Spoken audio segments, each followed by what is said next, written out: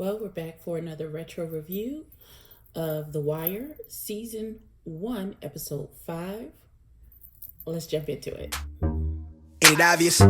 I just got the check for depositing. $750 for the sound wave to get it processed. Won't stop till that shit weighing down my pockets. My main thing's to my main thing, she a blossom. When she eats the pain with the brain, she a doctor. She open up, then a thing thicker than the plot gets. Swear that shit is awesome. Sight for the optics. Young nigga on top, Nike's all I'm rocking. So that all they see is checks from where the head to where the socks fit. No logo on the bifocal, flicking old roach tips. Won't even show my face until all the shows booked. Need the cash in advance, leave them all social. I'm the guy they chosen. Rise up like the rose and put them on a poster. All the way up in the sky where the stars posted. Sip it on that rose, I put it down on coasters. Stack francs from the waves till I own the ocean. More praises for the sayings, let it all soak in. They like, hey, that shit is flame, bitch, I know I rode it. Going tight, dumb. Hey everybody, welcome back to my channel. This is Abby with Abby Reviews, and this is going to be my retro review for The Wire Season 1, Episode 5, and it is called The Pager.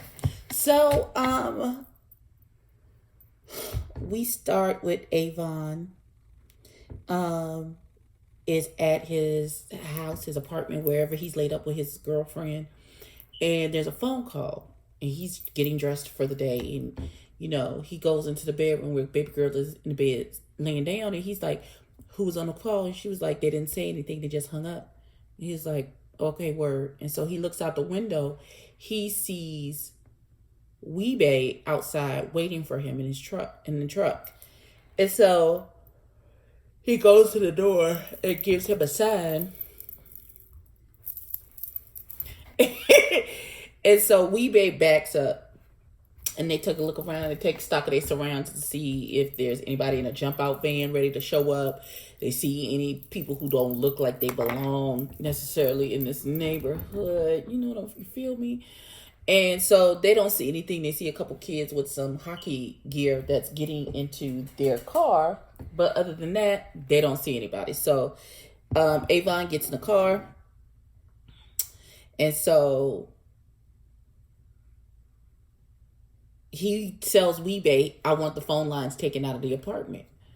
And he's like, well, how you think, I think her name was Shawnette, Keisha, how Keisha gonna feel about not having a phone line in her own apartment? He looked at him like, I don't give a, just do what? How's Keisha gonna feel? Who the fuck cares? Okay. So, Avon gets a page, and he goes to stop at a phone booth to make a call, and he says, wait, no, find a different phone. I used this one yesterday. So Wee-Bey is like, okay, now you doing a lot now. You putting 10 on 20. He was like, you act like I don't have enemies and people really out to get me. He said, it's not paranoid if they're really out, if they are actually out to get you. Well, my mouth was dry.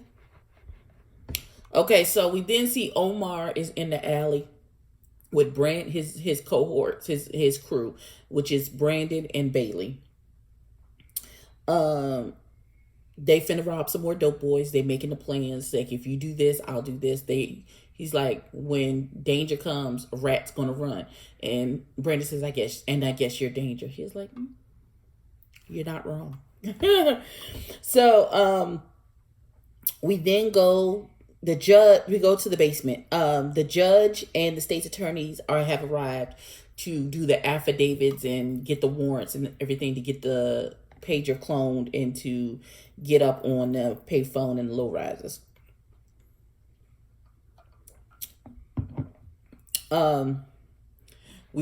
They're swearing they're swearing them in, and they're getting all their paperwork together and getting the judge to sign off and all that good stuff. We then go to the neighborhood. And the little boys is slanging dope on the corner and stuff. And then all of a sudden you hear with somebody whistling, the farmer in the dale, the farmer in the dale. Hi-yo, Mariel, the farmer in the dale. And he's whistling. I can't do it. I'm not even going to attempt. I don't have the gap in my front tooth is not as big as Heidi's. My whistling is not. So, and then everybody's like, Omar coming. Now the little dope boy who is sitting on the corner it's got his headphones in with his Discman, so he can't hear anything. And by the time he sees Omar, it's too late. He goes to take off running around the corner and runs right into Bailey and Brandon, just like they planned to begin with.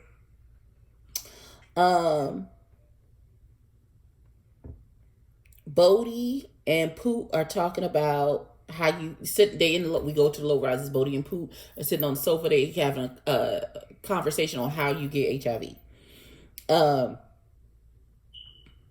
And they talk about whether or not you can get it from head or if you just have to have sex.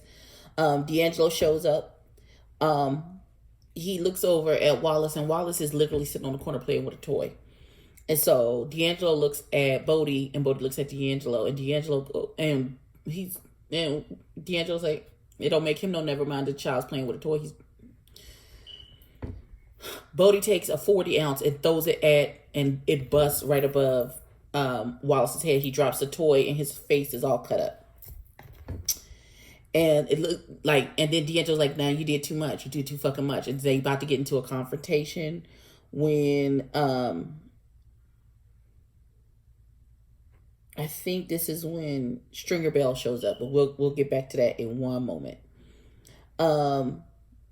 Back in the basement, Freeman and Daniels explain the clone pager information, and they're using the code. Kima and McNulty spot Omar's van, and they're going to try and grab him up. Stringer comes up to D'Angelo, and he's like, your uncle and I think you have a snitch here. He's like, one day you got robbed, the next day the cops came, so somebody's clearly snitching. He's like, this is what you do. You know, what's the best day of the week? He's like, Friday. He's like, why? He said, because it's payday. He said, exactly. Don't pay these niggas.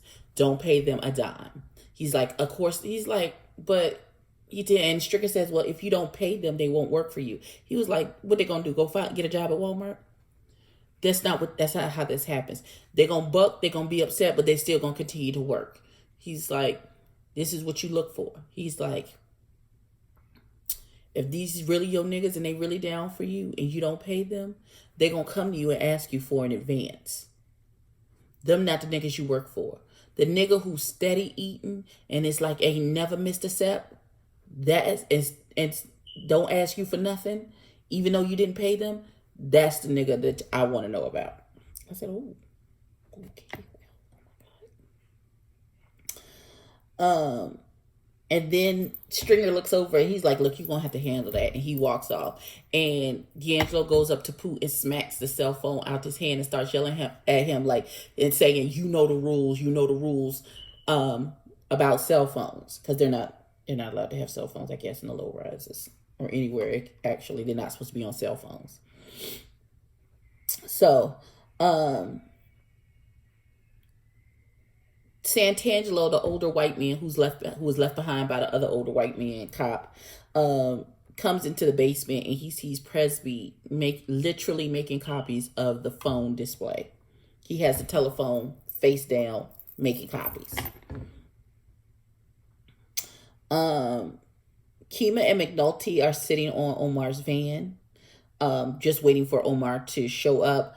McNulty asks Kima to use her phone and he calls his ex-wife and she's like, do you have everything for the kids to come this weekend? He's like, yes, I have everything. Beds, pillows, blankets, comforters, everything. And his ex-wife was being real extra. She's like, well, what color is it? He's like, what the fuck does it matter to you? What color? She's just being difficult. And she hangs up on him. And he calls her a cunt. McNulty's a dick. Even though the ex-wife is being an asshole. She's kind of being an asshole right now. But you ain't got to call her that word. That ain't cool. So, Bodie is in the low rises when Herc and Carver run out and grab him.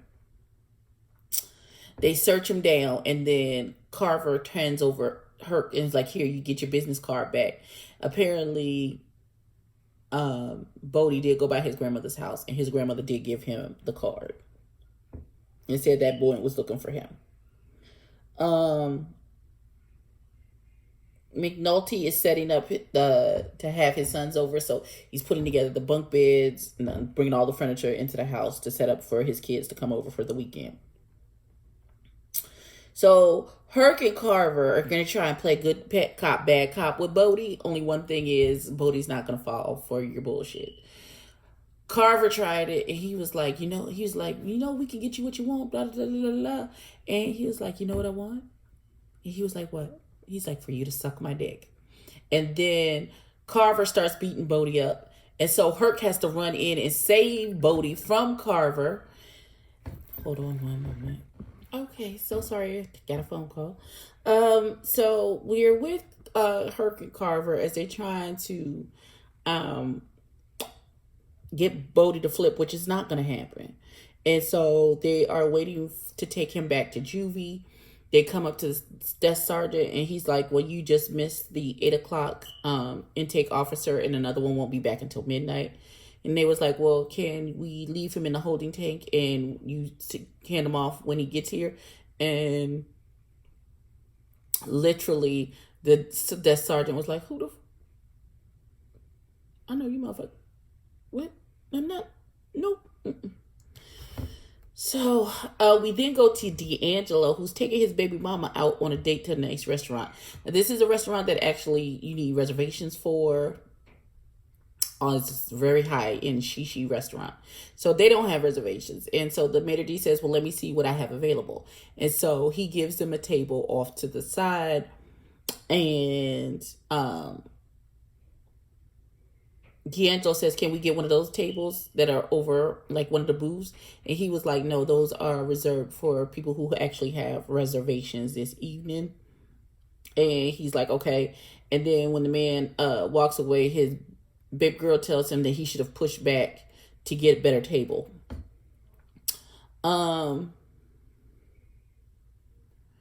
So D'Angelo feels uncomfortable in the setting. Like people can see that he's a dope boy. And they can see what he's been through, like he has a tattoo on his face, like they can clearly see who he is and what he's about. And clearly he's a murderer. So, and baby girl tells him, your money spends just the way anybody else's do. Nobody knows your story. Nobody knows us here. You good. You are whatever you say you are in this particular moment. So Herc and Carver are playing pool. They feeding Bodie as they're waiting for the intake officer, and they let Bodie play pool with them. We then go to Avon and Stringer, who are handling some business and talking about taking over a corner. They're at the Orlando's. And they said they're going to take Stinkum off of salary, and he is going to be now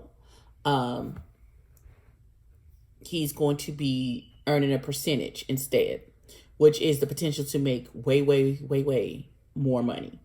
And they give him a shot to run that particular operation. Avon then goes to the safe, gets a trash bag, and puts a bunch of cash in the safe, and they get in the car.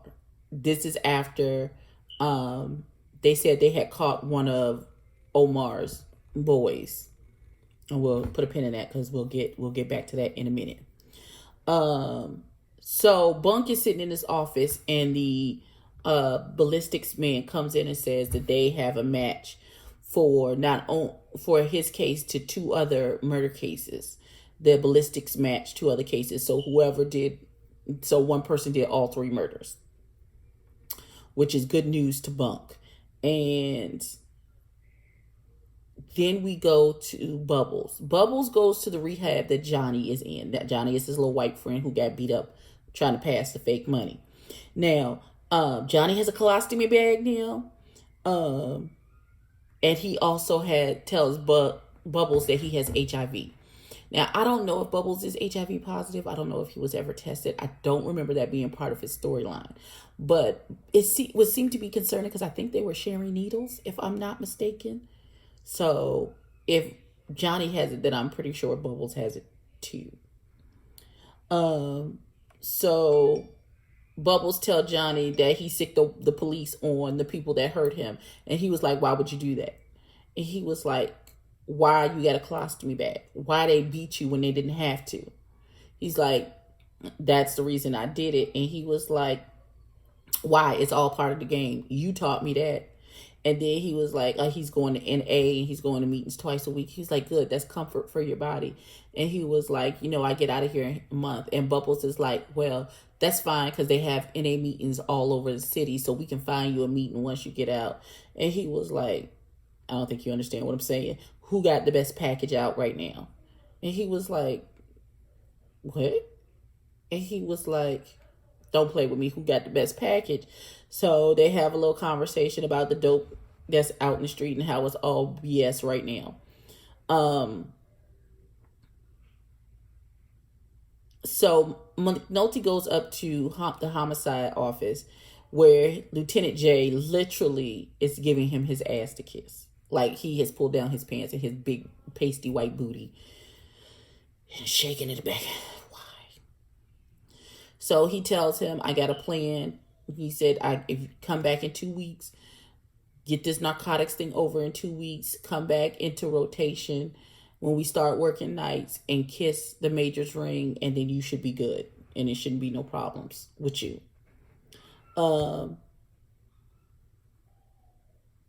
We then go back to the low rises, and Wallace asked D'Angelo for an advance until payday for him and Poop, in which he gives it to him.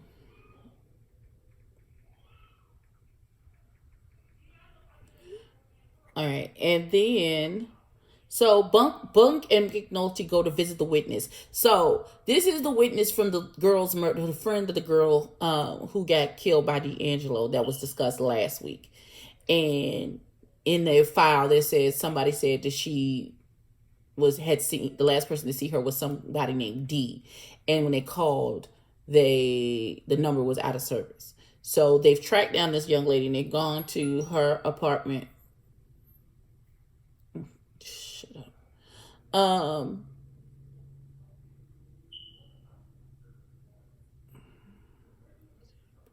And she said that D, who was, they was like, yeah, D came to see her that night. And it's like, D was her boyfriend. And it's like, no, he was the nephew of her boyfriend. And he was like, who, Avon Barksdale? And they said, you know Avon? She's like, you know Avon? And it was like, yeah, do you know Avon? She's like, you running with Playgirls? And she was like, yeah, I used to, but baby girl was really into it. And they were together for like a year. And she said she told all the businesses she owned. And then she said that baby girl, this is why she got killed. Baby girl got territorial and said that if he break up with her, she gonna write a letter to the state's attorney telling them everything that she knew about all of his business. And that's why she got. So there's like, do you have the letter? And she was like, no, but the little girl did tell her everything that about Avon, what Avon owns, and what the warehouse, the titty bar, everything. So once they find out that the Orlando run the bar, Orlando's, the titty bar, is owned by Avon, we then go down to Orlando's, where Orlando is running his mouth to D'Angelo, and he tells him about Stinkum getting the promotion and coming off a salary. And D'Angelo's like, for real though. So there's a little dust up at the bar, and the blind stripper, this man is like, no, you took 20 from me, and you took an extra 20, and some extra money is missing. And he's like, I done spent $140 in drinks, $40 in tips, and y'all stealing my money, and blah, blah, blah, blah, and he getting put out the bar. And so the man is still rightfully upset because he says some money is missing. So baby girl, the blind bat, gets some money out of her purse and gives it to him. And so D'Angelo sees all of that, and he's like, why you get that man his money? Were you taking it? And she was like, no, I just felt bad. And so D'Angelo gives her what she gave the man. And then D'Angelo asked the bird out on a date.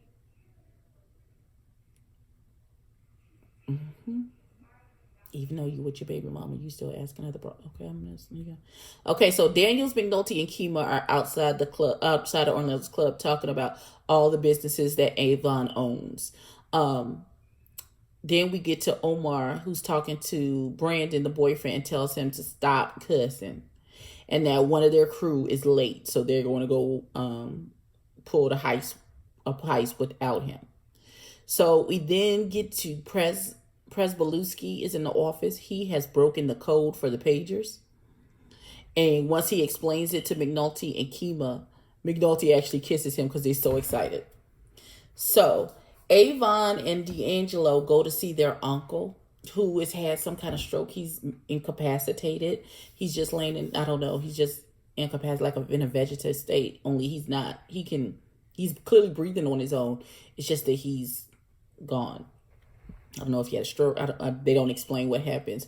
And then Avon and D'Angelo have a conversation about being scared to be there with the uncle. He was like, I would take this loss better if he had died, because that happens to us every day. But 1 minute of being too slow or somebody catching you, he's like, you can't outrun everybody. How do you not be too slow and this be your outcome? Then they're both terrified of ending up like a vegetable in this. And they also had a conversation that D'Angelo's mama wanted to get him out of that particular home that he's in. Into the public run home. He was like, our money's not legit yet, and he doesn't have insurance, so he has to stay here until we can make that happen.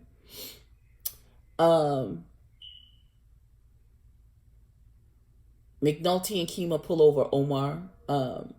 They follow Omar. Him and Brandy get in the van, and Omar leads them on a merry run to the cemetery to have a parlay.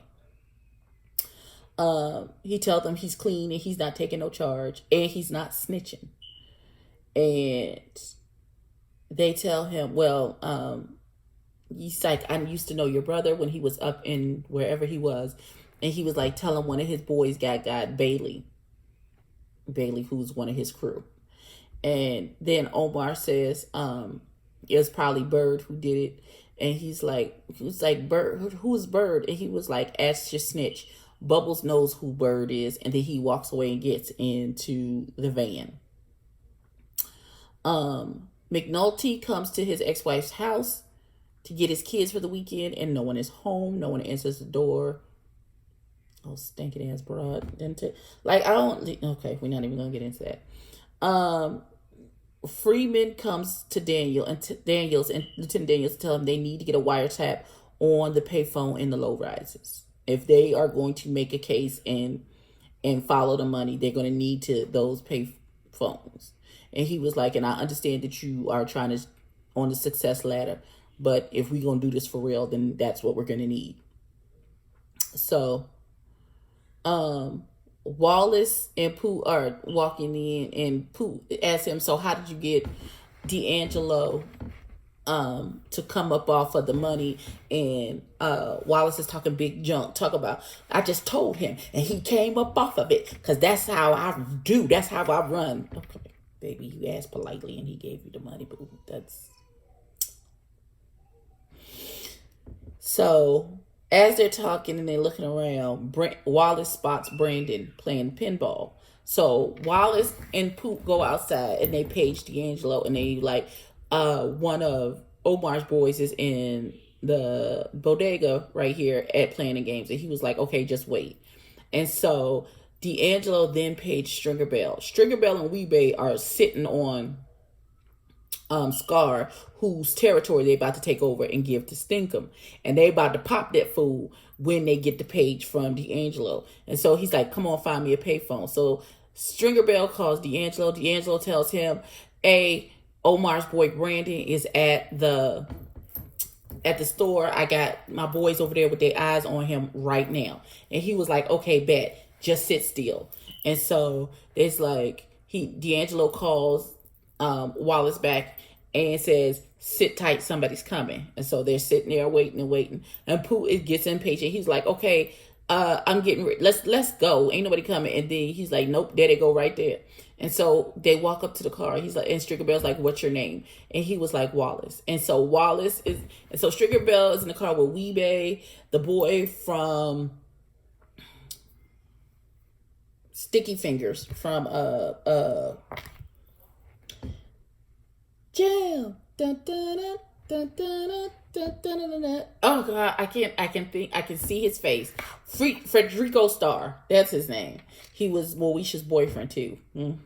That's who that is. He's in the back of the car with another little nigga. They finna get branded. He was like, now Wallace is gonna go in and point him out, and he tells him, "Good job, my little nigga." And then Stringer calls D'Angelo and tell him it's done, and that's how the episode ends. So unfortunately, our boo Brandon is in trouble. The Peoples is on to him. He is blissfully unaware that he's about to get got, but this is going to cause an issue. Listen, this show is so good. There's never a wasted episode. There's never a wasted scene. Everything means something. Everything is attached to something else. Listen, if you're not watching it, or if you have watched it, come on with us and rewatch it. It is absolutely a good time. So please, if you've seen this episode, like, comment, and subscribe. Tell a friend to tell a friend, and I will catch you in the next one. Peace.